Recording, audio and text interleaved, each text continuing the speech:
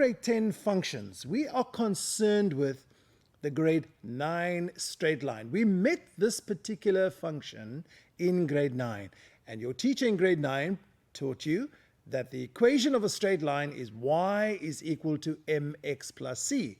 And you drew graphs, you answered questions in the exams about that as well. And then in grade 10, a new adventure now begins. We start a graph that is called the parabola. And the defining equation of that graph is y is equal to ax squared plus q. So taking this one step further, recall the straight line equation. Now we're going back to grade 9 now, just to build up our fund of knowledge. Y is equal to mx plus c, right? We learned that in grade 9. As an example, take this line here. Y is equal to 2x minus 1. Or in functional notation, we can write that f of x is equal to 2x minus 1. If we take any x values randomly, suppose I take minus 3 and I substitute it into x, I'm going to have 2 multiplied by minus 3, which is minus 6, minus 1 is minus 7. So that is mapped to one y value, minus 7. And the same is true of minus 2. If I substitute minus 2 in there, 2 multiplied by minus 2, I'm going to get minus 4, minus 1, I'm going to get minus 5. And so it goes on for all these values here. So in a very real sense, we have these points where on our Cartesian plane, where we have an x coordinate and its corresponding y value as well. And there, those points on the line, and you may recall, we took our ruler, a straight line, we joined those points with our ruler, and there we had the equation y is equal to 2x minus 1. Your teacher obviously told you as well that that 2 represents the gradient of the line, in other words, how the line slopes. And that minus 1 represents the y-intercept, where it cuts the y-axis. And you notice here, it cuts the y-axis at minus 1. So that's true to the equation that we have right here. So moving on, now we come to our new adventure, the parabola. The parabola is given by the equation y is equal to ax squared. For example, x squared is equal to 4, right? Suppose we have that. So if we have to find the square root of both sides, the square root of x squared is equal to plus or minus the square root of 4. Notice we have two x values now. X can be equal to positive 2 or x is equal to minus 2. Notice how when either minus 2 or positive 2 is squared, they both equal to positive 4. So in a very real sense, the parabola has two x-intercepts. Now, look at this equation. Y is equal to x squared. It's still a parabola because the x is squared. Notice, we are going to take the x values and square them. Then y will be equal to the x values that are squared, because that's how the equation is defined for us. Remember that whether a positive or negative number is squared, it always comes out to a positive. So those are just some points that we need to keep in mind as we go further. Now we begin our adventure. Here we have our equation, y is equal to x squared.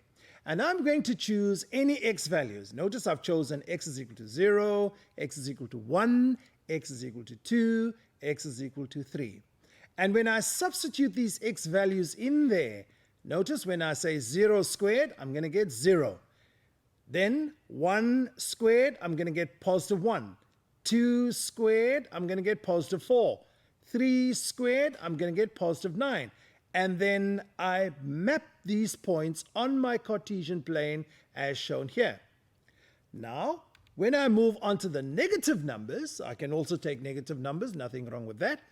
And if I take 0, there I have it there. If I take minus 1, put it in there, minus 1 squared, the calculator will even tell us it's positive 1. So there it is here, positive 1.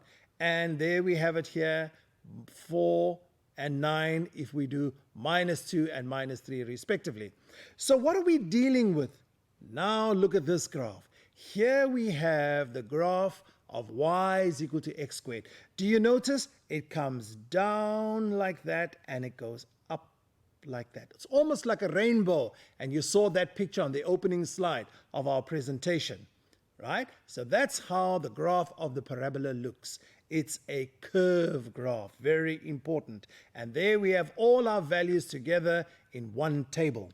Moving further, we now need to find out what influence does this a have on x squared. In other words, if there is a coefficient, maybe this a is positive 1, maybe it's positive 3, maybe it's positive 5, or maybe it's minus 1, maybe it's minus 2, maybe it's minus 4. Of course, we know that a should never equal to 0 because that would make this equal to 0. We don't want that. Notice how well this is depicted for us graphically. Here we have the graph in red here, okay? Y is equal to x squared, right? And you notice it's shown as y is equal to 1x squared. That's y is equal to x squared. As the value of a increases positively, notice what happens. Look at this purple graph. This is y is equal to 2x squared, right? It starts to narrow and come up. And then if we take it 7x, it even comes further up like that. But notice if we drop that value here, we make this value less than 1, well, it gets wider and wider and wider, as we can see. So to summarize, looking at this slide, the blue graph represents the equation y is equal to a half x squared. The red, y is equal to x squared. The purple, y is equal to 2x squared. And the black, y is equal to 7x squared. That is the influence of a in that expression. Then if we look at the negative side, we can also do the same. There we had these two from the previous slide that we saw. Now look at what's happening here. If we take minus 2x, there we have it here, and minus 7x. So you notice these are almost reflections or mirror images, one can say, if we flip the graph over the x-axis, which has the equation y is equal to 0. And you will learn more about that as we go along. Now, what about the shape of parabolas? The parabola can take two shapes. Here we have this shape, and there we have that shape there. And important words that come into play here are minimum and maximum. Well, if a is greater than 0, in other words, if a is positive, there, this shape will be there. Like an emoticon, you've probably seen these emoticons that are in use nowadays on all these technical devices. There we have minimum. Notice he's smiling. He's got minimum problems, so therefore he's smiling, smiley face. So remember, this graph has a minimum value, right? Because there we have the minimum value right there, okay? But what about this particular one here? Well, if a is less than 0, in other words, it's negative, then it has maximum problems in life. Oh, look at that face. He's really worried. Lots of anxiety. Right. So in a very real sense, we can use these to make sure that when we draw our graphs, they are correct. Remember, if a is positive or greater than 0, we're going to have a minimum value. If a is negative or less than 0, we're going to have a maximum value. Just as our emoticons show, this one here has minimum problems. That's why he's smiling so much. This one has maximum problems. That's why he's frowning. He's very upset. There are things that are really worrying him. So very important. Now, when we look at our graph, there we had our black graph, y is equal to x squared. And now, if we have to add a value to that, it could be adding plus 1, plus 2, plus 3, or even subtracting a value. That's the cue we're talking about. Notice that y is equal to x squared, the black graph, it has now been dropped 9 values down the y-axis. So now what has happened is this has gone right down. From there, we count 9 down. And in a very real sense, there we see it, that is now our turning point. Our turning point was at the origin, where x is equal to 0 and y is equal to 0. Now, our turning point, the x value is still 0, but our corresponding y value now is minus 9. And so we have to now also talk about the domain and the range of these graphs. If we look at this graph here that we just saw, all the x values that are in this graph, we can say x is an element of real numbers. Because you see, x ranges to negative infinity as well as to positive infinity. Remember, we never say x is equal to infinity, because infinity is a concept, it's not a point.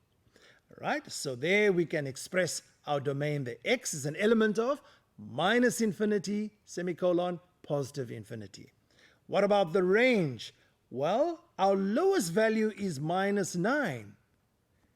And there we have our minus 9 right there. The graph ranges from minus 9, and minus 9 is included, right up.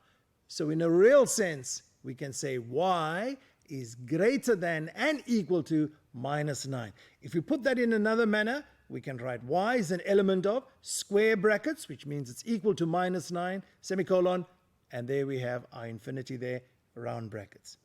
What about our x-intercepts?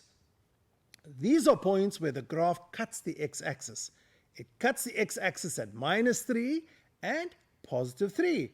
Well, there we have it very nicely. X is equal to minus 3 or x is equal to positive 3.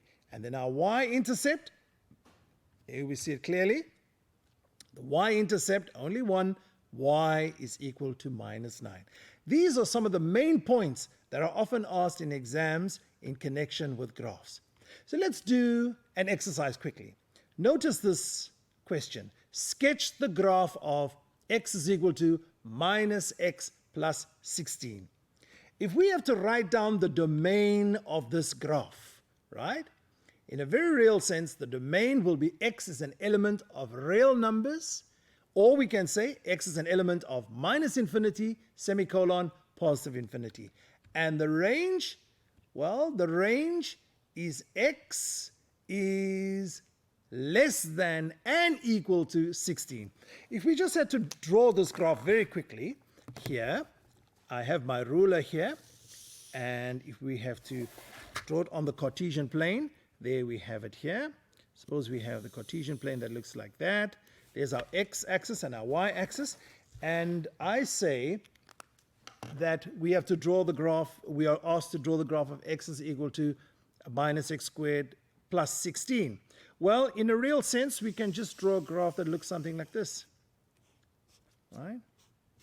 This value here, which is y, is going to be 16 up there. That's going to be our y-intercept. This here is going to be minus 4, and that's going to be positive 4. Well, looking at the monitor, we notice where we're going now. The question is, does it have a maximum or minimum value? Well, we know it has a maximum value because that is negative. Yes, that's a maximum value. And the equation of the axis of symmetry, x is equal to 0. That's the y-axis. That's where the graph cuts there. And the coordinates of the turning point, I showed you on the graph that we just drew. Why, there we had 0 and 16. Here's our final example, example number 2. If we have to look at that graph, we have to sketch the graph of y is equal to x squared minus 49. Well, there we have it very nicely. We can draw it like this as well. If we draw an Cartesian plane like that, there's our x-axis, and I'm just going to draw something here that represents our y-axis, right? And remember that this graph is going to be from here.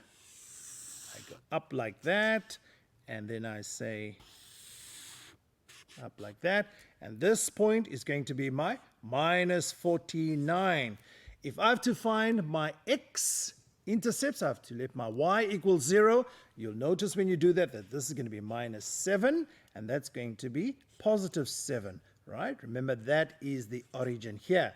So let's look at the question. What is the domain of this graph? Well, once again, the domain, all x values that are real numbers. And as we can see on the monitor, x is an element of minus infinity and positive infinity. What is the range of this graph? Well, if you look at the diagram here, the lowest value or the minimum value is minus 49. So all the y values above that, including minus 49, are included in the range. And therefore, if you look at the monitor, the answer is y is an element of square brackets, minus 49, semicolon, positive infinity, close round brackets. Moving on, does this function have a maximum or minimum value? If you look here at the diagram, you'll notice that this has a minimum value. That is our answer, right? And so quite correctly, there we have it inserted. And then we have, what is the equation of the axis of symmetry of the graph? The line x is equal to 0, which is our y-axis. That's the equation of the y-axis. Cuts the graph into two perfect or equal halves. And so the equation of the axis of symmetry is x is equal to 0.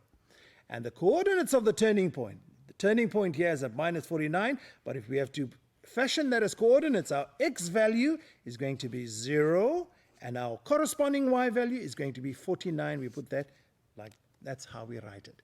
0, semicolon, 49. And you'll notice that minus 49, I do beg your pardon.